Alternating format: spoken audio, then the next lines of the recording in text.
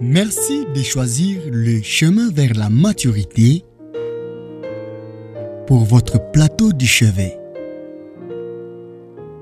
C'est votre plateau qui a la grande mission de vous faire découvrir les contenus des livres chrétiens pour votre édification spirituelle.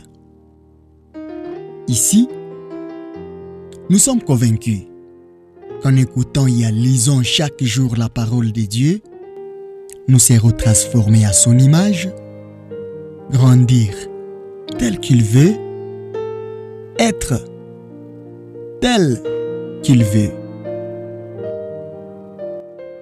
Nous sommes en train d'être nourris par les contenus du livre Une vie intérieure épanouie, écrit par Andrew Murray. Aujourd'hui, nous allons voir les contenus du 8e chapitre. La sémence, c'est la parole.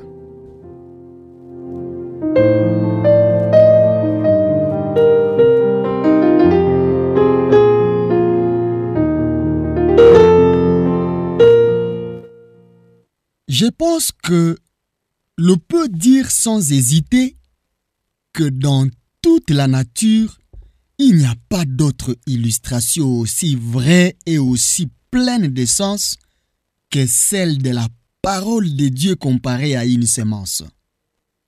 En avoir une vision spirituelle complète est une merveilleuse démonstration de grâce. Les points de ressemblance sont facilement reconnaissables. Il y a l'apparence insignifiante de la graine, bien petite chose par rapport à l'arbre qu'elle produit. Il y a la vie, enfermée et dormant dans une enveloppe. Il y a la nécessité d'un terrain convenable, sans lequel la croissance est impossible. Il y a la lente germination qui, par sa lenteur même, exerce la patience de l'agriculteur. Il y a le fruit par lequel la sémence se produit et se multiplie. À tous égards, la sémence nous donne les leçons les plus précieuses quant à notre utilisation de la parole de Dieu. Il y a d'abord la leçon de foi. La foi ne regarde pas aux apparences. Pour autant que nous pouvons en juger, il semble très improbable que la parole de Dieu puisse donner la vie à l'âme, puisse mettre en œuvre en nous la grâce même dont elle parle, puisse encore transformer notre caractère tout entier, puisse en fait nous remplir de force. Et pourtant, il en est ainsi. Une fois que nous avons appris à croire que la parole peut concrétiser la vérité même dont elle est l'expression, nous avons identifié l'un des secrets essentiels de notre étude de la Bible. Nous pourrons alors recevoir chaque parole comme gage et puissance de l'action divine. Ensuite, il y a la leçon des semailles. Les semences doivent être recueillies et conservées, puis mises dans un sol préparé. Ainsi, notre esprit doit recueillir dans l'Écriture les semences qui correspondent à nos besoins, les comprendre, les enfouir dans le cœur, seul terrain dans lequel ces semences célestes peuvent se développer. Nous ne pouvons pas donner la vie ni la croissance.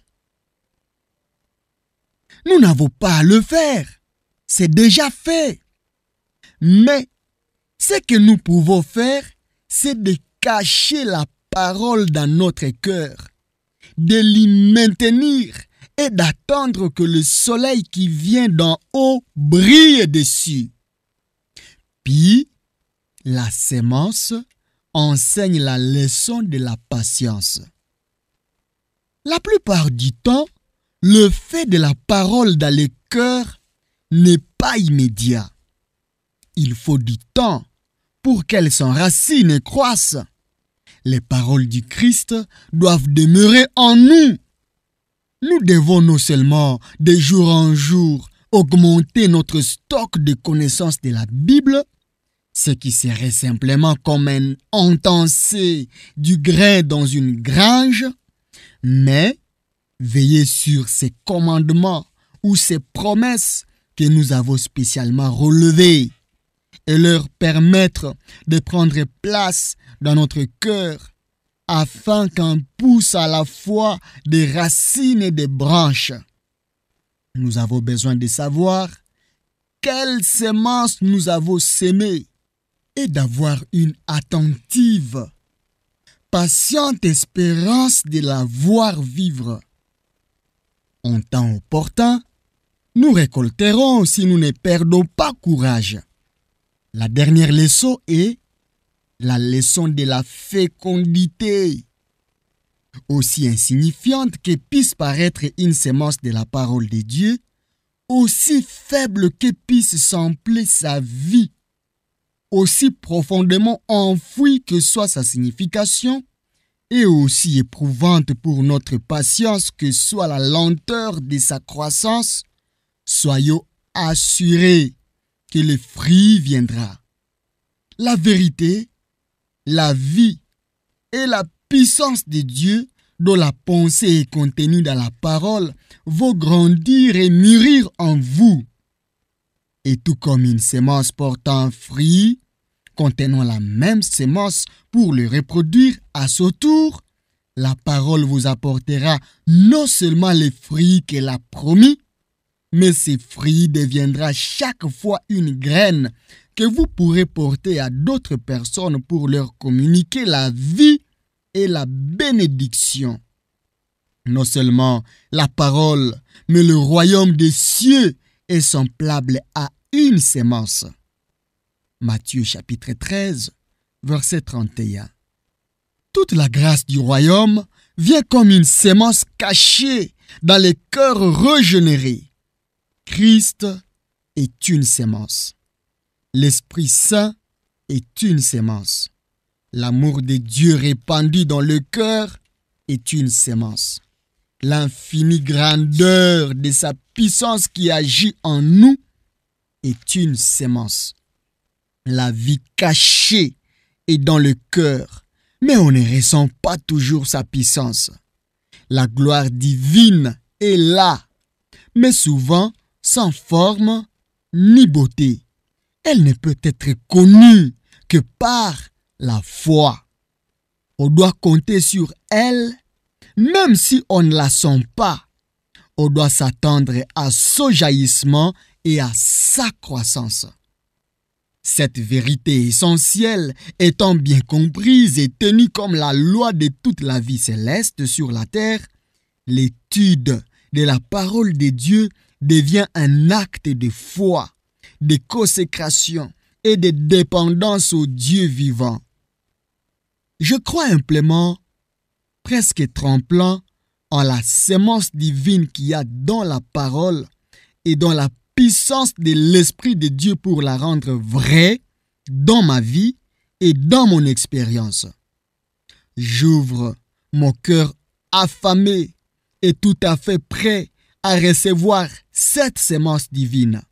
Et je monte à Dieu dans la dépendance absolue et la confiance pour en augmenter la puissance au-delà de ce que nous pouvons demander ou penser.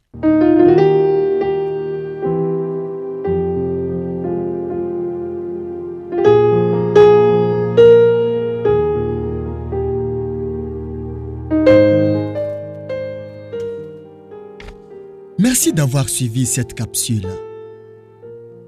Il s'agit du 8e chapitre du livre La vie intérieure épanouie, écrit par Andrew Murray. Nous sommes convaincus que ces messages à apporter un plus dans votre connaissance de la parole de Dieu. Priez selon la révélation que le Saint-Esprit vous a donnée. Notre prière pour vous est que vous grandissiez dans la connaissance et dans la grâce du Seigneur Jésus-Christ. Vous êtes sur le chemin vers la maturité. C'est votre plateau qui a la grande mission de vous faire découvrir les contenus des livres chrétiens. Ici, nous sommes convaincus qu'en écoutant et en lisant chaque jour la parole de Dieu, nous serons transformés à son image, grandir tel qu'il veut, être tel qu'il veut. Nous avons hâte d'écouter les témoignages des vies transformées par l'écoute de l'Évangile. Grâce et paix au Fils de Dieu.